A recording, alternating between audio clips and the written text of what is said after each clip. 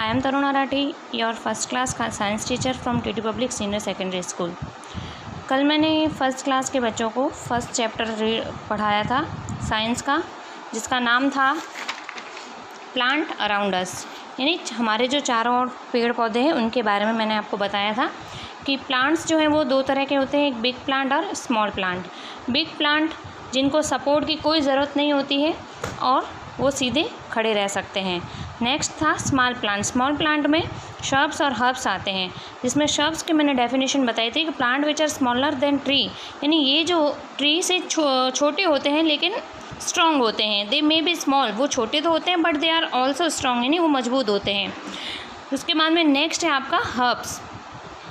Herbs में plant which are very small with soft stem are called herbs, यानी plants shrubs जो हैं वो थोड़े स्ट्रॉन्ग होते हैं और हर्ब्स जो हैं उनकी जो स्टेम होती है वो बहुत ही वीक होती है। Herbs are seasonal, most of the vegetable are herbs, यानी जो अपन पत्तियां खाते हैं जैसे धनिया खाते हैं, तुलसी खाते हैं, मिंट खाते हैं, ये सारे हर्ब्स होते हैं जिनकी स्टेम जो होती है बहुत ही सॉफ्ट होती है, बहुत ही सॉफ्ट होती है।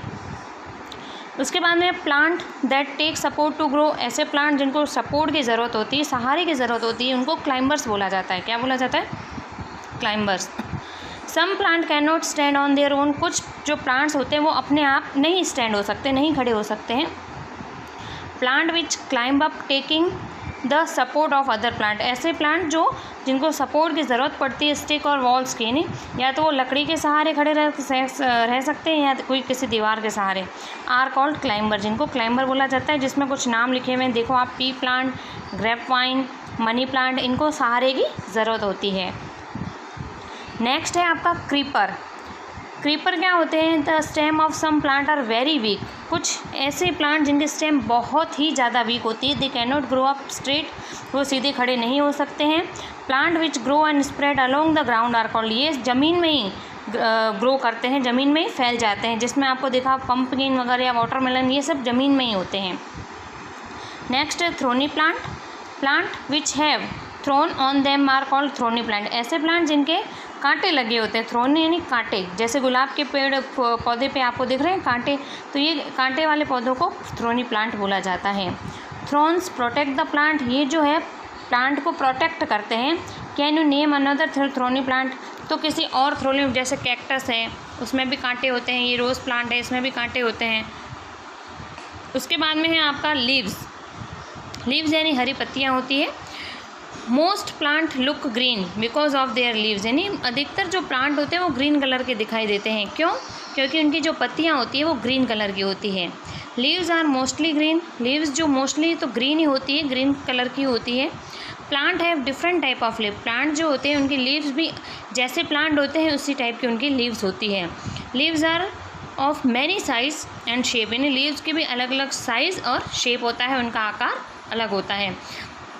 तो अलग अलग, जैसे नीम का पेड़ है, मैंगो का पेड़ है या किसी का भी रोज़ का पौधा है, तो इनकी पत्तियां जो है वो अलग अलग होगी। कोकोनट का है तो जैसा पेड़ होगा उनकी पत्तियां उसी हिसाब से होगी। नेक्स्ट है आपका पार्ट्स ऑफ अ प्लांट। अब इसमें पार्ट्स ऑफ अ प्लांट में आपको देखो एक डायग्राम बनना दिखाई दे रहा है, जिसमें मैं आपको पहले से बता रही हूँ कि जो सबसे नीचे आपको जो ज़मीन के नीचे वाला पोर्शन दिखाई दे रहा है, ये जो पोर्शन है वो ज़मीन के नीचे होता है, जिसको रूट बोला जाता है, जड़ बोला जाता है, जो ज़मीन के नीचे होता है, जो पानी लेने का काम करता है। उसके बाद में आपको ये दिखाई दे रहा है स्टेम, जो शाखा आपको दिखाई दे रही है इसको स्टेम कहा जाता है। फिर लीफ आती है, पत्ती, फ्लावर होते हैं इनके ऊपर कुछ, और कुछ फ्रूट्स होते हैं। तो ये पूरा एक प्लांट का डायग्राम बना हुआ है आपके सामने। A plant has two part, plant के मोस्टली टू पार्ट होते हैं, एक तो शूट पार्ट जो ज़मीन के ऊपर का पार्ट होता है, और एक रूट पार्ट जो ज़मीन के नीचे का होता है। शूट पार्ट जिसमें स्टेम, लीव्स, फ्रूट, फ्लावर, ये सारी चीज़ें आती हैं, और रूट पार्ट में ओनली फॉर रूट ही होता है, जो ज़मीन के नीचे पानी ऑब्जर्व करने का काम करता है। The stem is seen above the ground, यानी जो स्टेम पार्ट जो होता है वो ज़मीन के, इट हैज़, वो ऊपर दिखाई देता है। इट हैज़ लीव, उसमें लीव्स होती है, फ्लावर्स होते हैं और फ्रूट्स होते हैं। The root is below the ground, जो रूट होता है वो ज़मीन के नीचे होता है, जिसमें इस डायग्राम में भी आपको दिखाया गया है कि जो ब्राउन कलर का आपको नीचे दिख रहा है वो ज़मीन के नीचे वाला पोर्शन होता है, और जो पत्तियाँ, जो स्टेम, जो फ्रूट्स, जो फ्लावर्स जो दिख रही हैं वो ज़मीन के ऊपर वाला भाग होता है।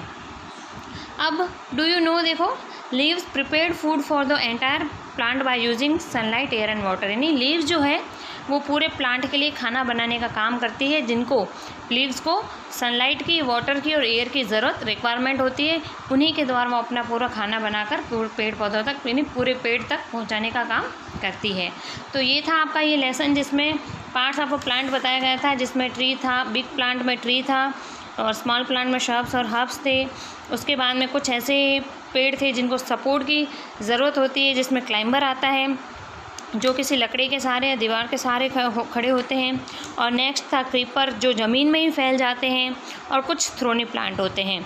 उसके बाद में लीव्स था, जो लीव्स जो होती है वो पूरे पेड़ के लिए खाना बनाने का काम करती है और ये मोस्टली ग्रीन कलर की होती है। और उसके बाद में एक डायग्राम बना हुआ है आपके पार्ट्स ऑफ अ प्लांट का, जिसमें आपको सारे डिटेल में बताया गया है। नीचे लिखा हुआ है रूट, उसके बाद में स्टेम, लीव, फ्लावर और फ्रूट, ये जो होते हैं पार्ट होते हैं प्लांट्स के। तो आई होप आपको ये चैप्टर आज समझ में आया होगा। नेक्स्ट इसके क्वेश्चन आंसर जो वर्ड मीनिंग है वो मैं आपको कल कॉपी में करवाऊँगी।